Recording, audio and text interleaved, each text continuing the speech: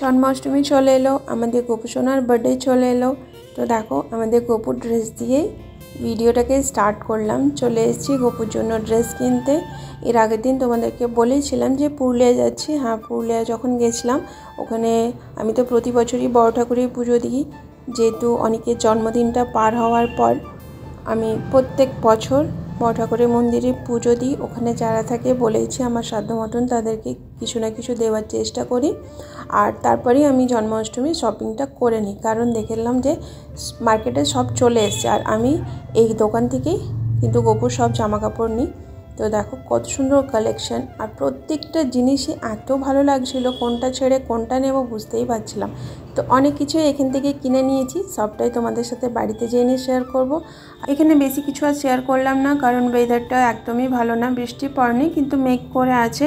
কখন বৃষ্টি নেমে যাবে জানি না। সারাদিন উপোস করে আছি, আর পাচ্ছি না, মনে হচ্ছে কতক্ষণে বাড়ি যাই।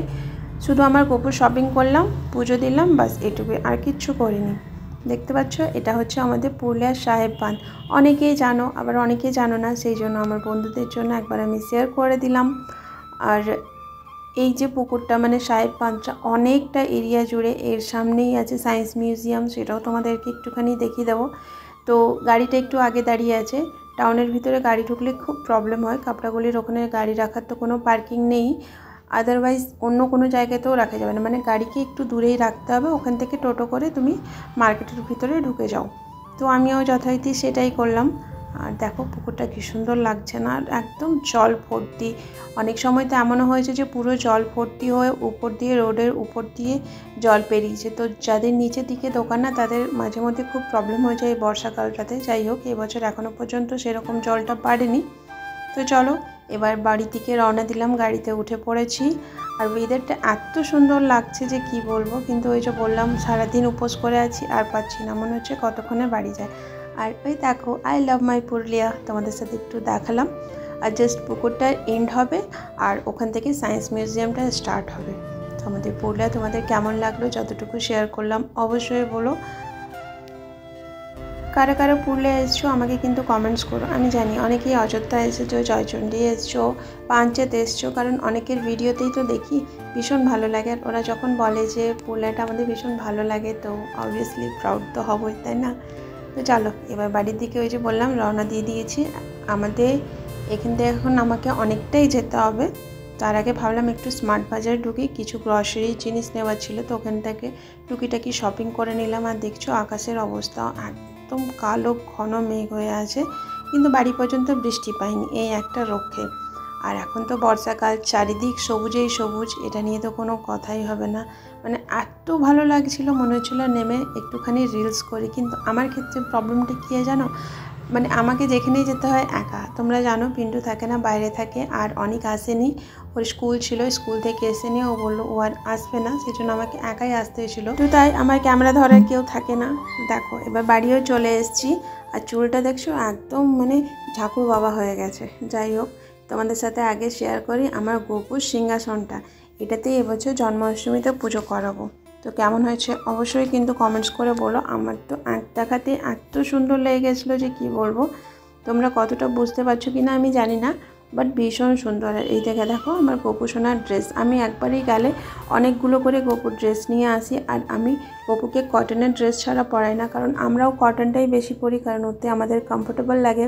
তো আমার গোপু সোনারও কমফোর্টেবলটা তো আমাকে দেখতে হবে না, ও তো আরও ছোটো ধরো, তো ওর খেয়ালটা তো আরও বেশি রাখতে হবে। তো সেই জন্য গোপুর জন্য আমি নিয়ে এসেছি এখানে 12টাও ড্রেস আছে, তারপর ওর বেডের চাদর আছে, পিলো আছে। আর এই ড্রেসটা হচ্ছে আমার গোপুর জন্মাষ্টমীর ড্রেস। কেমন হয়েছে কিন্তু কমেন্টস করে বলো।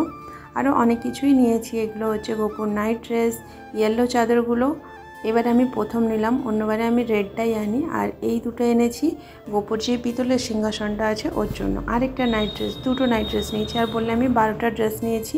আর এটা হচ্ছে আমার গোপুর মুকুট, কেমন লাগছে বলো। আর এই মুকুটটা একদম গোপুর জন্মাষ্টমীর ড্রেসের সাথে ম্যাচিং করে আমি কিনেছি, আমার খুব সুন্দর লাগছিল। যদিও আমি গোপুকে এগুলো পরাই না, যেহেতু আমার গোপু সোনার উপর সব গয়না আছে, তাই আমি সবসময় ওগুলোই পরিয়ে রাখি, আর্টিফিশিয়াল আমি কিছু পরাই না। বাট মানে যখন দেখি তখন কিনতে ইচ্ছে করার, প্রতি বছরই কিনি, জন্মাষ্টমীতে অবশ্যই এটা আমি পরাবো।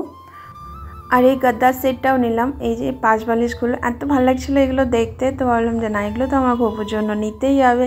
সাথে 2টো পিলো আছে যেগুলো এই সিংহাসনটার পেছনে গপুর দেবো।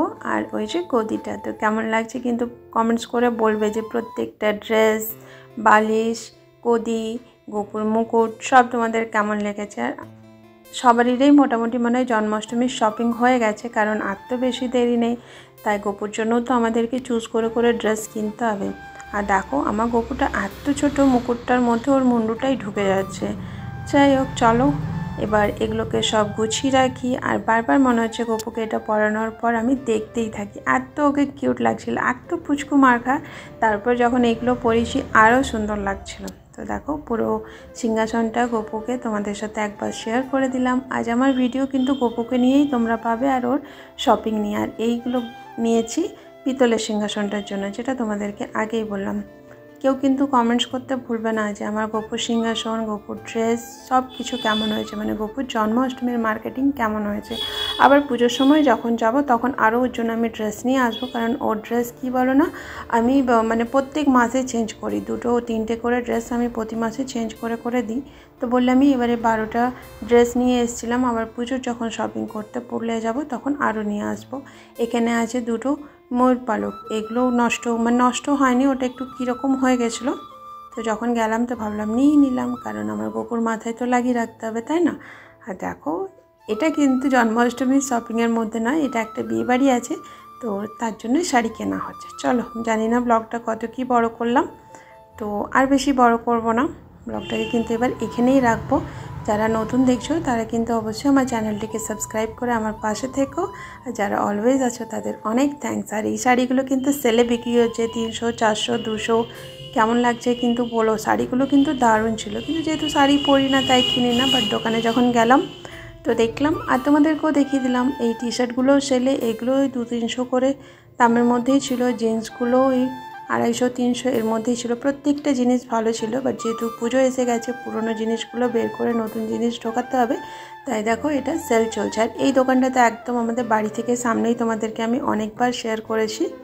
তো সেই ব্লাউজগুলো সেলে ছিল না, ওগুলো কিন্তু এমনি নর্মালি। যাই হোক চলো আজকের মতন টাটা, বাই বাই, দেখা হচ্ছে তোমাদের সাথে আরেকটা নেক্সট ভিডিওতে।